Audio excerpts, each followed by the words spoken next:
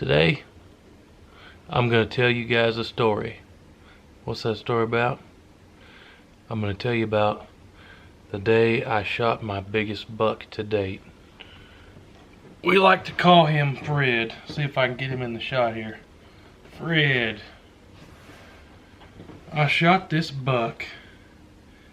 Let me think of the year. I should know off the top of my head. I shot him opening day of gun season back in,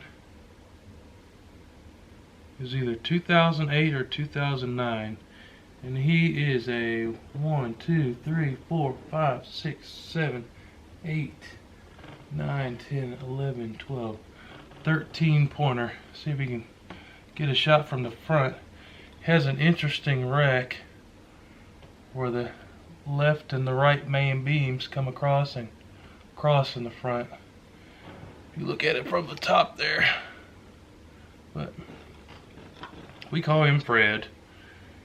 He's the biggest buck that I have dropped. Not the biggest buck that I've ever seen. I've seen two deer larger than him while hunting, both during bow season, and not been able to get a shot off. But today we're talking about Fred.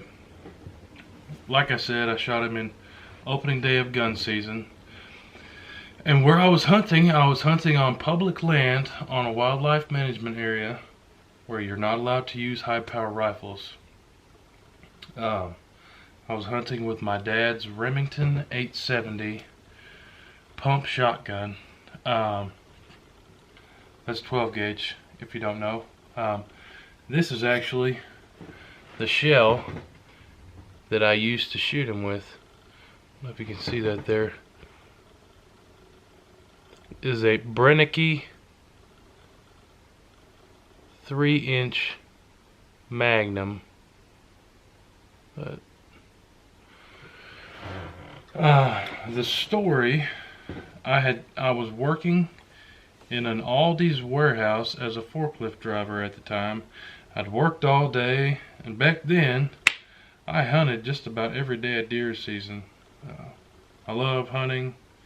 At the time, you know, I'd get off work, run straight to the woods. So of course, opening day of gun season, I was really excited to get in the woods. That day, I told my boss, hey, it's opening day, I'd like to get off of work a little early if I can. There just so happened to be a lot of trucks coming in. Had to work a little bit later than normal. Ran to the woods. I was literally wearing my jeans and a t-shirt, sweating all day. No cover scent, anything like that.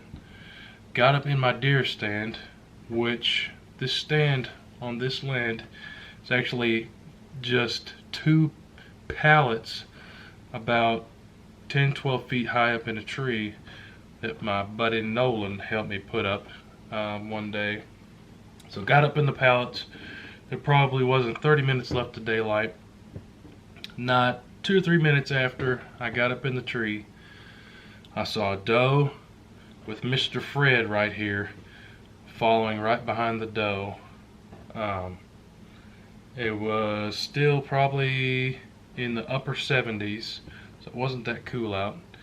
And I saw Fred and the doe out at about 80-90 yards, in and out of some trees.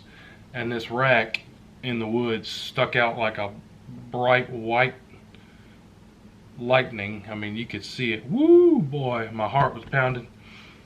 And I did not get my sights on him where I could get a shot. And the 870 that I was using of my dad's wasn't a scoped 870. It was simply a bird gun with a little BB sight on the end of the barrel. You guys know what I'm talking about.